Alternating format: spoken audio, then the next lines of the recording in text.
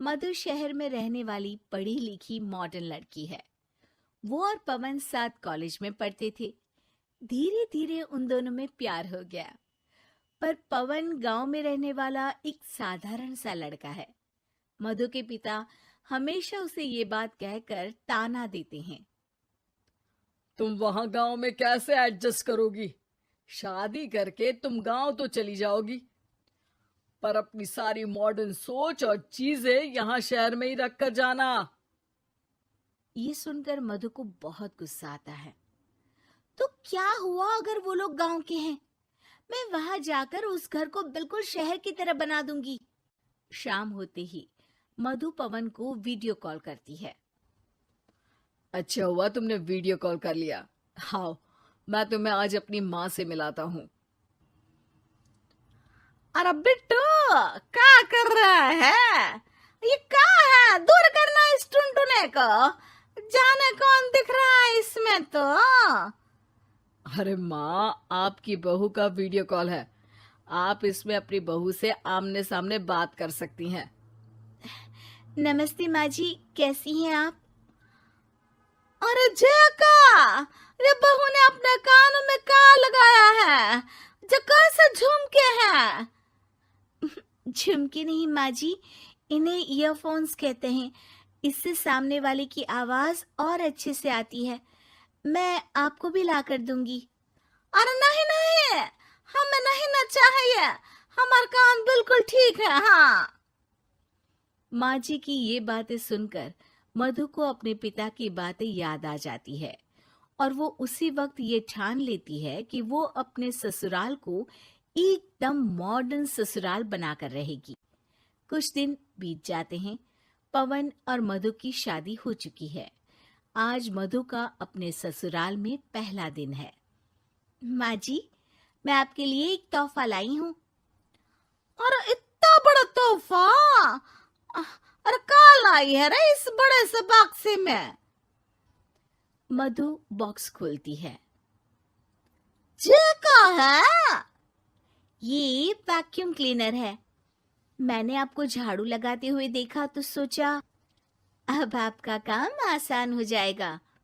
अरे वाह बहू वाह, तूने मुझे झाड़ू लगाते हुए देखा तो तू मेरा हाथ से झाड़ू लेकर खुद भी तो लगा सकती थी ना।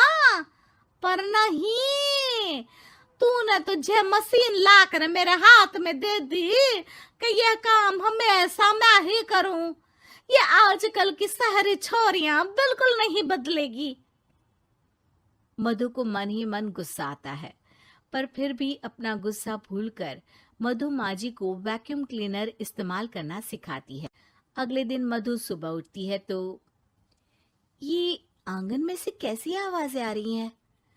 मधु दौड़ती दौड़ती आंगन में जाती है और देखते ही चौंक जाती है। अरे माँ जी, ये आप क्या कर रही हैं? और वो कहा है ना, सुबह मैं जब कुएं से पानी निकाल रही थी तो मेरे कान की बाली उसमें गिर गई थी।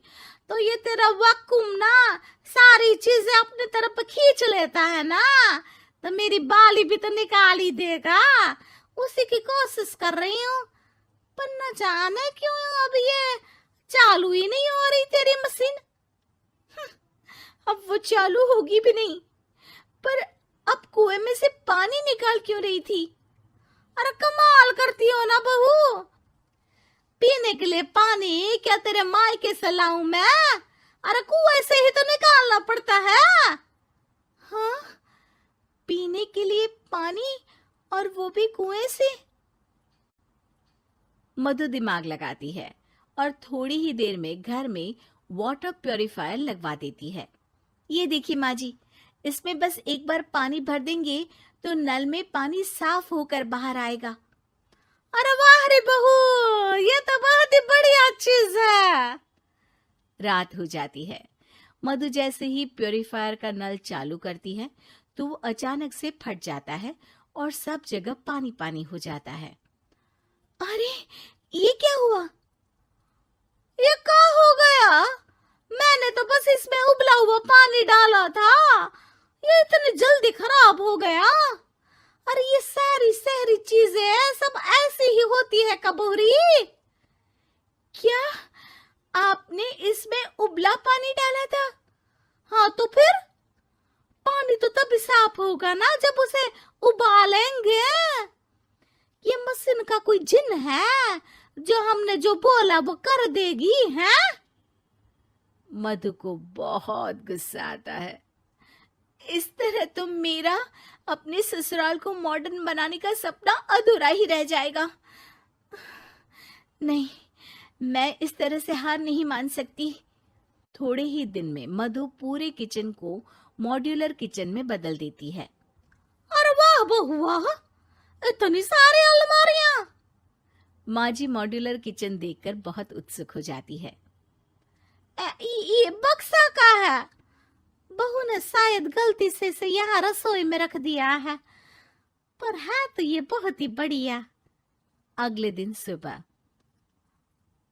अरे मायरी क्या हो गया? मैं तो बर्बाद हो गई, मेरी सारी पूंजी जलकर राख हो गई। हे राम, अब मैं क्या करूं? माँ जी की रोने की आवाज सुनकर मधु दौड़ी दौड़ी किचन में आती है और इतना धुआं देखकर घबरा जाती है। ये सब कैसे हुआ माँ जी? ये आग कैसे लगी? ये सब तेरा इस मॉड्यूलर किचन की वजह से हुआ है, और ऊपर से तूने तिजोरी जो रसोई में रख दी थी, मैंने जैसे ही अपने गहने और पैसे इसमें रखे और बाहर से इस ताले को घुमाया, ये तो 5 मिनट में ही आग बबूला होकर पट गया। अरे माँ जी, ये तिजोरी नहीं है, ये तो माइक्रोवेव है। इसमें गहने नहीं रखते, खाना गर्म करने के लिए होता है ये। और ये जो आपने घुमाया ना, ये ताला नहीं है, आपने इसके टेम्परेचर को फुल कर दिया, इसलिए ये फट गया।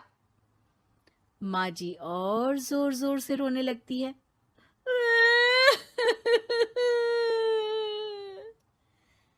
मधु सर पीट लेती है और कसम खाती है कि अब ससुराल को मॉडर्न बनाने की कोई कोशिश नहीं करेगी। मुझे माफ कर दीजिए माँ जी, आप जैसी हैं वैसी ही ठीक है।